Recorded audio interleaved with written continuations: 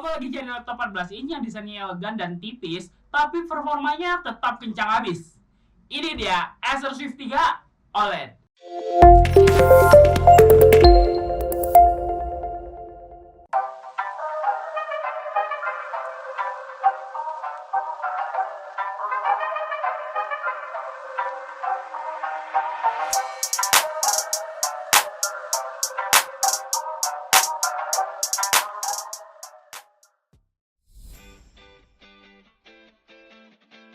Pertama dari desain, menurut gua desain laptop ini simple banget dan elegan. Jadi di cover layar laptopnya pun cuma ada satu logo Acer, yaitu di pojok atas, bukan di tengah lagi, dan itu pun kecil.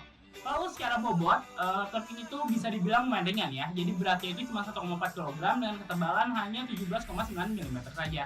Bisa dibilang ini laptop tipis tapi gak setipis itu gitu. Bahan yang digunakan oleh laptop ini tentunya sudah terbuat dari full aluminium, dari mulai bahan di belakang layar sampai di keyboardnya sudah menggunakan aluminium. Tapi entah mengapa menurut gua tuh rasanya di bagian keyboardnya itu aluminiumnya tuh masih terasa kopong gitu, kayak ada kurang kokoh aja gitu. Beda kalau kalian sama megang MacBook gitu, itu lebih padat banget sih bahan aluminiumnya. Hal yang menjadi problem bagi gua di laptop ini adalah touchpad ya. Menurut gua touchpadnya itu terlalu kecil, apalagi bagi yang tangannya segede badak ini kayak gua. Jadi ini tuh agak ironi gitu, agak aneh menurut gua. Jadi laptop yang ditujukan untuk produktivitas tapi malah memberikan touchpad yang kecil yang justru menghambat produktivitas bagi gua jika gua membutuhkan menggunakan touchpad dikala pekerjaan gua tuh lagi membutuhkan mobilitas yang sangat tinggi. Dan menurut gua laptop ini tuh cocoknya itu digunakan oleh cewek gitu. Dari segi desain dan warna, yang contohnya yang gold ini tuh cocok banget jika cewek yang pakai menurut gua. Apalagi dengan touchpad yang kecil, mungkin ya bagi tangan cewek itu touchpadnya itu gak terlalu kecil gitu, bahkan mungkin cukup gitu. Berbeda di tangan cowok dewasa kayak gua yang menurut gua itu masih kekecilan touchpadnya. Untuk bahas performa di sini, gue gak bakal banyak kasih kalian data-data benchmark, tapi gue bakal bercerita aja tentang pengalaman gue menggunakan laptop ini. Untuk SKU yang gue pakai saat ini yaitu menggunakan Intel Evo Core i7 12700H dengan RAM 16GB LPDDR5. Ya, ini bagus banget.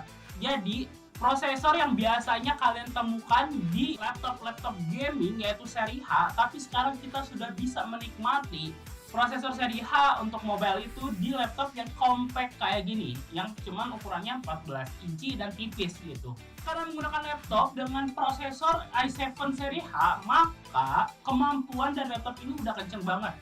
Gue coba pakai untuk ngedit video di Adobe Premiere Pro dengan playback full, render full, ini udah lancar banget, gak ada patah-patahnya. Walau di situ warnanya kuning dan merah tapi tetap aja lancar. Walaupun dia tidak memiliki discrete GPU ya, masih menggunakan Intel Iris Xe. Oke, selanjutnya di sini gua akan mencoba untuk merender video YouTube dengan durasi 5 menit yang isinya hanya potong-potongan video dan efek-efek sederhana saja. Waktu yang diperlukan untuk merender video ini kurang lebih 2,5 menit.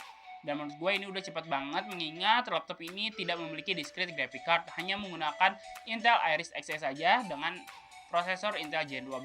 Jadi ini udah cepat banget dan bisa mendukung mobilitas kalian atau produktivitas kalian menjadi lebih sangat efisien. Selanjutnya untuk suhu tertinggi dari laptop ini ketika gua render itu sekitar 98 derajat. Ya, itu suhu sangat panas. Karena kenapa? Gua mewajarkan juga karena laptop ini tipis banget. Dan untuk fan-nya pun tidak se-advance laptop-laptop gaming.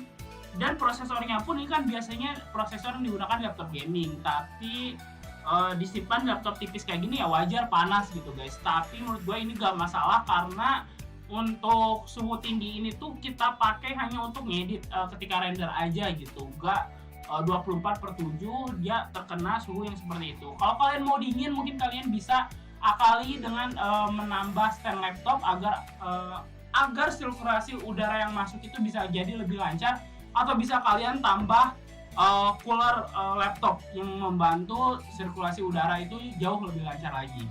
Hal yang disayangkan bagi gua yaitu di bagian RAM-nya. Walaupun RAM ini udah menggunakan LPDDR5 dan ukurannya 16GB, namun RAM ini tuh udah disolder dengan motherboard gitu. Jadi gak bisa kita otak-atik lagi, gak bisa kita upgrade ataupun diganti gitu RAM-nya. Jadi kalau ada masalah dengan RAM-nya ya dengan motherboardnya gitu berarti bermasalahnya.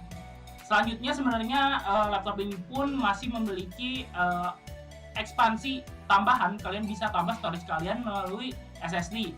Tapi SSD-nya itu cuma support yang ukurannya 2230, yang artinya SSD-nya yang kecil. Jadi kalau kalian yang biasa beli itu SSD 2280 yang panjang itu gak bakal bisa dicolok di laptop ini. Kalian harus beli SSD yang ukurannya kecil. Yang menjadi kualitas utama dari laptop ini adalah layarnya. Selain dari prosesornya yang menggunakan Core i7 tadi, seri H, tapi layarnya ini tuh keren banget. Karena layarnya tuh sudah menggunakan panel OLED dengan resolusi 2.8K gitu. Jadi ini resolusinya udah keren banget, udah kuat HD+, ditambah panel yang menggunakan panel OLED. Yang pasti panel OLED itu akurasi warnanya sangat tinggi. Nah, akurasi warnanya sendiri dari panel ini sudah 100% sRGB dan 100% juga DCI-P3.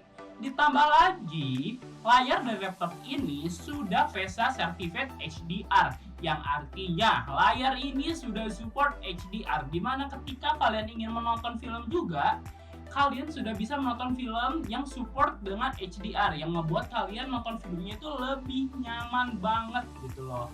Nah, dengan akurasi warna yang tinggi pun buat kalian yang pekerjaannya sebagai content creator atau desainer, ngebuat ketika kalian ngedesain itu akurasi warna itu lebih akurat gitu. Pokoknya enak aja gitu ketika kalian ngedit dengan warna yang lebih akurat, sehingga apa yang kalian lihat di layar ini merupakan warna sebenarnya ketika kalian pengen di print ataupun ditampilkan di internet nanti gitu guys.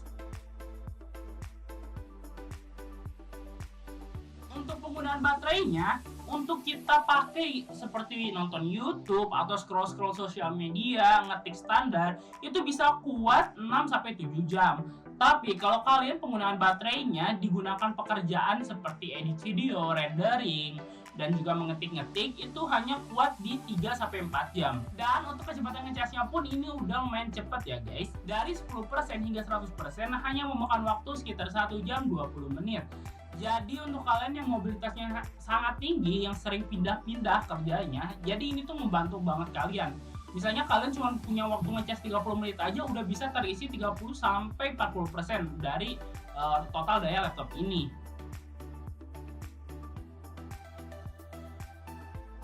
Laptop ini memiliki dua port USB Type-A 3.2 Gen 1 dan juga memiliki port USB Type-C yang sudah support Thunderbolt 4. Laptop ini juga masih memiliki audio combo jack dan juga memiliki port HDMI. Namun sayang sekali, laptop ini tidak memiliki port LAN dan juga tidak ada SD card reader.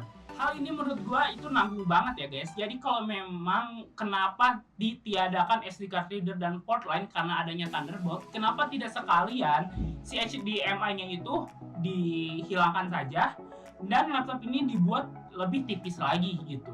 Dan untuk tambahan fiturnya di sini juga laptop ini sudah support fingerprint yang sudah nyatu dengan tombol powernya itu. Jadi kalian untuk membuka laptopnya tinggal pakai fingerprint aja. Webcam dari laptop ini udah bagus banget karena sudah support resolusinya hingga Full HD 1080p. Berbeda dengan laptop lain yang masih mengandalkan resolusi 720p atau hanya HD.